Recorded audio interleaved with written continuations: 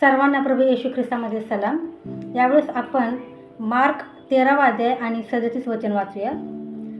जे मी तुम्हाला सांगतो तेच सर्वांना सांगतो, जागृत राहा।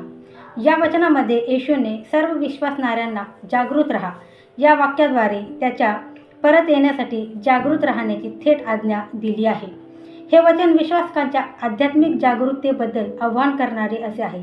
तसेच हे वचन यावर भर देते की येशूच्या परत या जगात येण्याची विशिष्ट वेळ आपल्याला माहीत नसली तरी आपण संध्याकाळ असो, मध्यरात्री असो किंवा सकाळी असो, नेहमीच तयार आणि सज्ज असले पाहिजे। सतत तयारी आणि एका विशिष्ट उद्देशाने जगले पाहिजे। या वचनात येशू म्हणतो, मी जे तुम्हाला सांगतो ते सर्वांना सांगतो।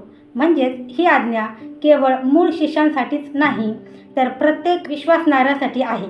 जागे राहा म्हणजे हे आध्यात्मिक जागृती आणि तयारीचे आव्हान आहे। याचा अर्थ सतर्क राहणे आणि स्वतःच्या विश्वासात सक्रियपणे गुंतून राहणे असा होतो।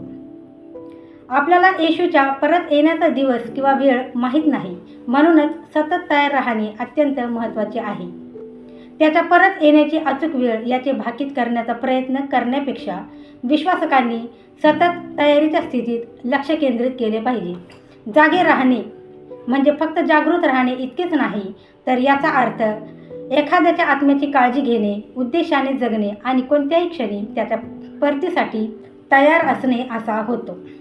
प्रभूची वाट पाहत सतत आध्यात्मिक रीतीने जागृत राहण्यासाठी देवबाप आपणा सर्वांना सहाय्य करो। आमेन। प्रार्थना करूया। पवित्र महासनाधीश परमेश्वर, आकाश पृथ्वीच्या आमच्या उत्पन्न करता प्रेमळ पिता, यावेळेस तुझी प्रार्थना करण्याची संधी दिलीस याबद्दल उपकार आभार मानते प्रभू परमेश्वरा। या वचनावर तुझे फुलांना भरपूर तरचा आशीर्वाद पाठव प्रभू परमेश्वरा। हे जे काही वचन बापा याचा उपयोग आमच्या सेवा करासाठी, गौरवासाठी व्हावा असं तुझ्या दैनिक कृपेने होते प्रभू परमेश्वरा। आणि प्रभू परमेश्वरा, ज्यांनी हे वचन वाचलेलं आहे, ऐकलेलं आहे प्रभू परमेश्वरा, जे या ठिकाणी उपस्थित आहे त्या सर्वांच्यावर तुझे फुल आणि भरपूर तरचा आशीर्वाद पाठव। आमची काळजी घे, आमच्या साथ सोबत राहा। येशूच्या नावाची प्रार्थना केली म्हणून तो ऐक। आमेन।